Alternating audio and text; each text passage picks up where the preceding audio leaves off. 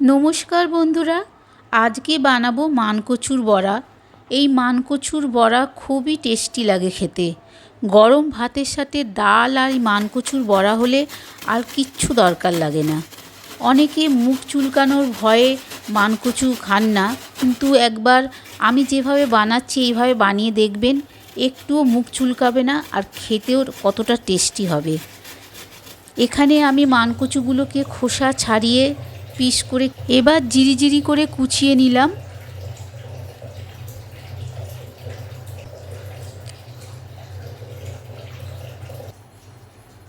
এবার মানকচুর মধ্যে যে রসটা থাকে সেটা খুব ভালো করে নিগড়ে রসটাকে ফেলে দিতে হবে, যাতে একটুও রস না থাকে। ভালোভাবে চিপে নিতে হবে।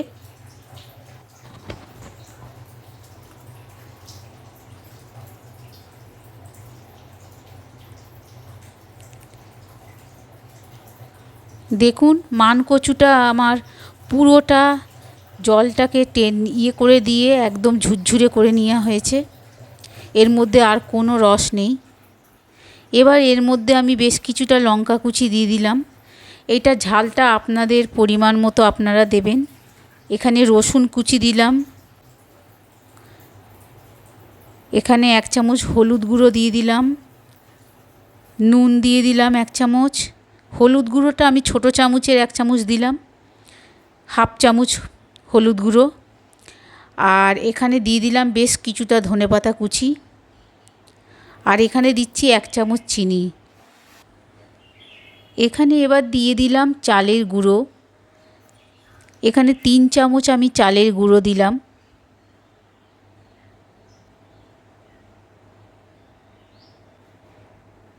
এবার আমি এইগুলোকে খুব ভালোভাবে মেখে নেব। এখানে কিন্তু কোনো জল আমি দিইনি। জল ছাড়াই খুব সুন্দরভাবে এটা মাখা হয়ে যাবে। এটা মাখতে মাখতে আস্তে আস্তে এটা ভেজা ভেজা হয়ে যাবে, ড্রাই আর থাকবে না এটা। এখানে জল দেওয়ার দরকার নেই। আর যদি মনে হয় আপনাদের খুব ড্রাই শুকনো লাগছে, তাহলে সামান্য একটু জল দিতে পারেন।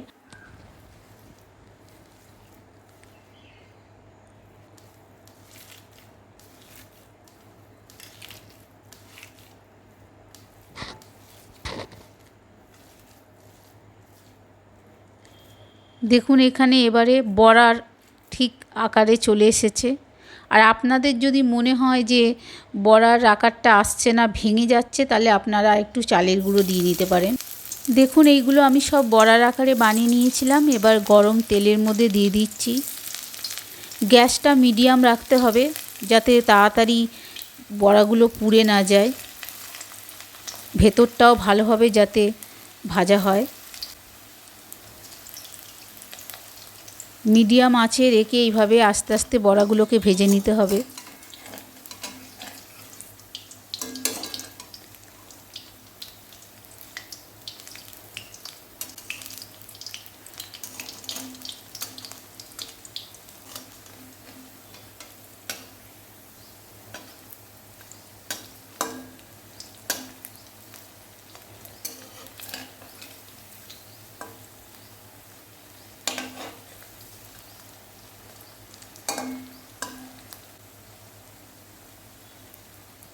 দেখুন, ভাজতে ভাজতে এরকম সুন্দর একটা লালচে কালার চলে এসেছে।